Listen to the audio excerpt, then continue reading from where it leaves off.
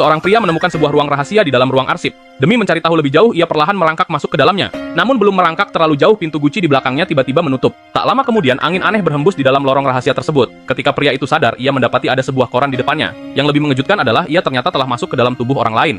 Yang lebih tak disangka, tubuh yang ia masuki adalah milik seorang miliarder. Hal ini membuatnya merasakan bagaimana menjadi seorang miliarder. Namun setelah hanya 2,5 tahun menikmati kehidupan tersebut, pria itu tiba-tiba jatuh dari langit. Meskipun ia jatuh dalam keadaan sangat menyedihkan, pengalaman menjadi miliarder itu membuatnya sangat puas.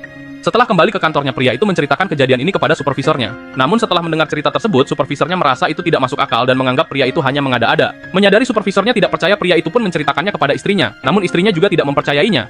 Tidak punya pilihan lain, pria itu akhirnya membawa istrinya ke kantor dan menunjukkan lorong rahasia tersebut. Demi membuktikan apakah cerita suaminya benar, sang istri memutuskan untuk merangkak masuk ke dalam lorong itu. Tak disangka tepat ketika pintu guci tertutup, sang istri juga mengalami hal yang sama, ia masuk ke dalam tubuh seorang miliarder.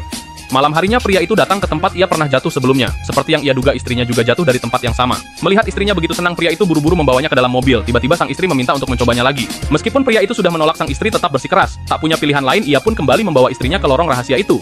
Namun kali ini kejadian tersebut akan menjadi penyesalan terbesar dalam hidupnya.